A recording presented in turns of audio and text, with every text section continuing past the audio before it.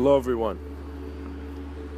The title of today's episode is Cognitions of a Transcendent Hue. When man looks at how ideology has been placed in front of him, he is in a sense, on some level, looking at a mirror. For you have lived and you have made decisions, and so now you stand in the way you do. How one handles reality to observe and to cognize it, they must become stationary to some degree to understand the movement that they're doing. So if you were to study yourself, perhaps one of the first things you would do is to make yourself still and silent and feel your existence here. As you do, you begin to see you are giving yourself space to not just act directly as if you have to act or the worst thing would happen, but you are letting thoughts play around and you're learning from their movements. You're becoming aware of how many ways you have shaped your face and in how many ways those shapes have changed. That one year you looked at the mirror, but the next year there was a different story to the scars on your, perhaps, cheeks. Scars made of tears of understanding how much wrong man has done, but how much right he has also allowed to be. We must understand that no human life is wasted, for we do not waste it. We are, through our creative impulse to be here, existing in profound ways. As deep self-contemplation occurs, man understands himself more than the ideas that are causing conflict and becomes that awareness to ideas. So you observe ideology in the sense that in one instant your memory and everything you have known is just floating in your awareness.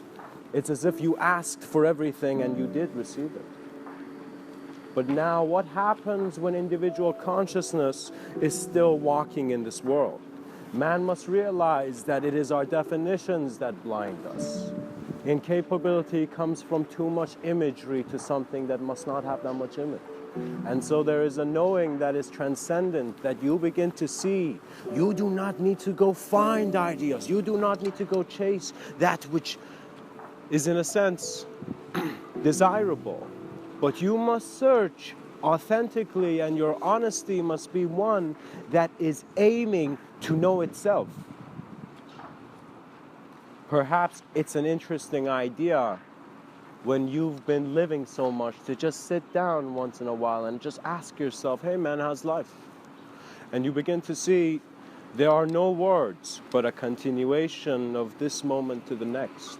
For we are present through change, and a being who confronts change begins to understand why transcendence suggested a higher state of consciousness. Because it was beyond the hierarchy. You transcend from the game. The player wakes up. There is no longer a have to being there, but he has chosen to play the game. His crew members, his team members are there. You are creating with an energy in this existence that you are familiar with, for it is your family. For fantasy will lead you to a point where you must make it real.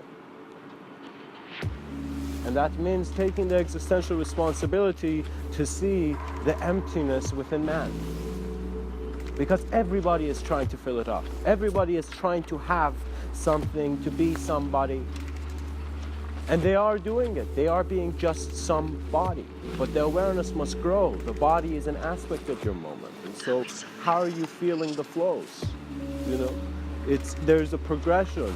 In the act of cognition, there is self-awareness, for the referential imagery in the mind of the being is shifting. And so when the imagery of your world shifts, as it begins to spiral, just like how a tornado is beginning, is about to begin, we are dancing with cosmic forces just by being.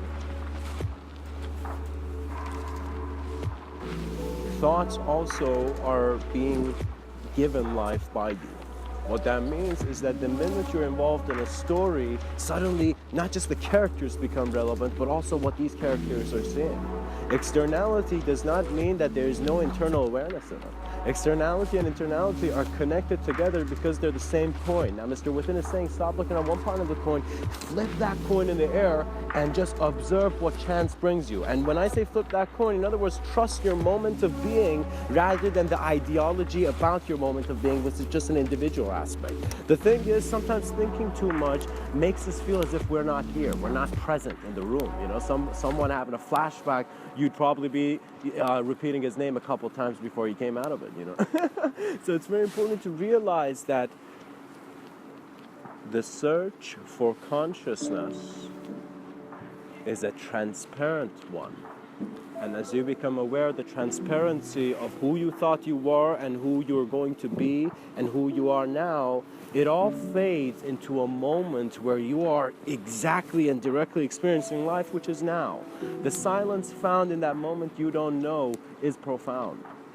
The stillness found in that moment where life is stopping you is profound.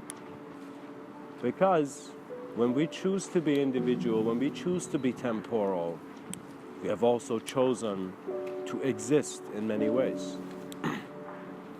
Man is still at a way of receiving just the individual aspects of his reality. But as you begin to understand what collective consciousness could mean for you as a being, in other words, imagine if everybody, go back to your memory where you were a child and imagine the teacher came and asked you, hey son, what do you think this life is? What do you think collective consciousness is? What do you think individual consciousness is? And you would see, if you had thought about these ideas then, your approach to life would not be one that you would constantly be needing to fuel yourself. You know, I feel the way many people are living is they're very tired because their ambition seems to be narrowed down to survival. And that is also an economical reason, but beyond economy, man has the ability to change his actions and change his flow.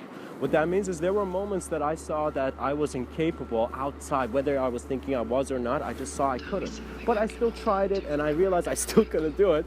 But afterwards, I had received an experience of handling a moment relevant to what I wanted to master. As you engage your world, you begin to see your world engages you. There can be no ignorance when there is clarity present in the act that is being observed. For some men can look at skulls and wonder if one eye is to be and one eye is to not to be. But at the same time, you may question what an actor is doing here. What is purposeful for the act of life? And you must see that it is beyond the interpretation of an individual.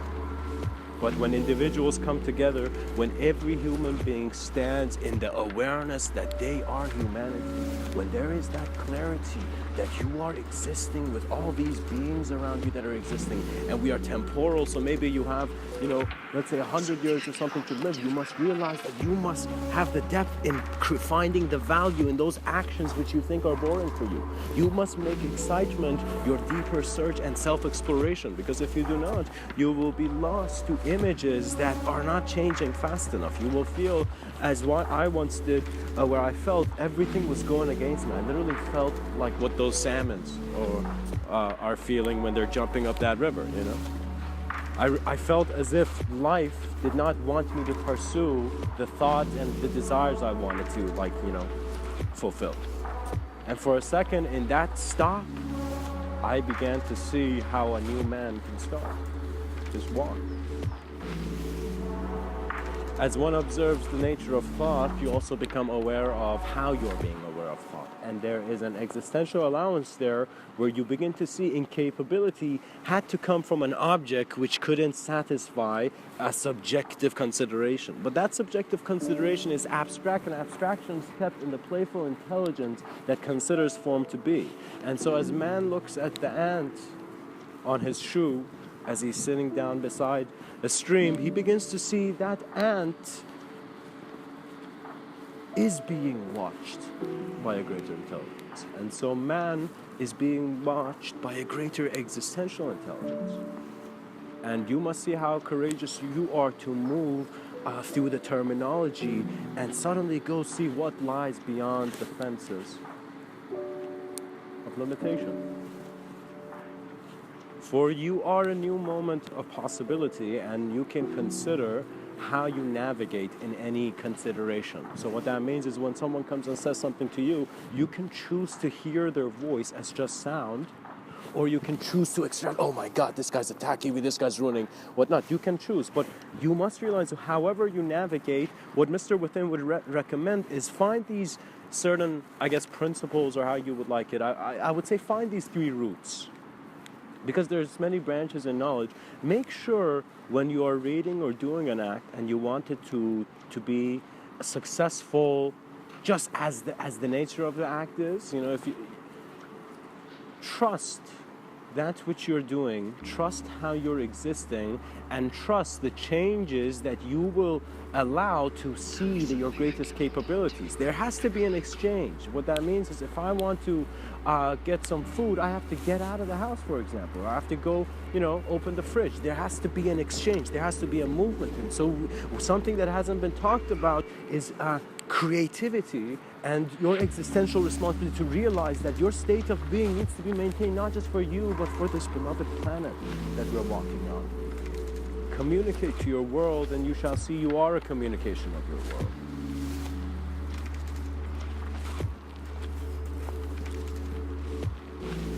And as transcendence becomes a new view, you will see, guys, you get a consideration. It's like suddenly you're sitting down, and let's say the whole ideas of your whole day moves, and it's as if you're found just in this silent view. You have no opinion, you're just looking at a tree, and then suddenly you begin to see that your consciousness is not just focused on the body, because your awareness shifts. What that means is you think that when you sit down and are just closing your eyes in perhaps that meditative pose, you're just being still, but no, the thoughts are moving around.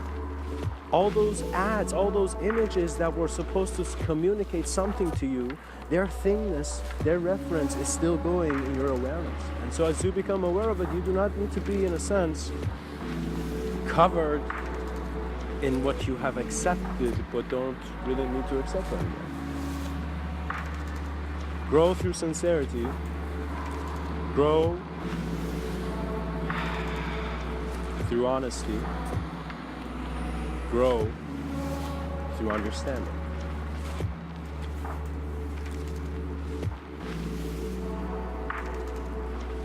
For it is now time for starlight to understand itself beyond the eyes of man. For the eyes of man were just a platform. There are many platforms. For once you recognized who is navigating this plane of existence, the pilot of consciousness was his own emanation. All flights are within the limitless sky. Don't forget that.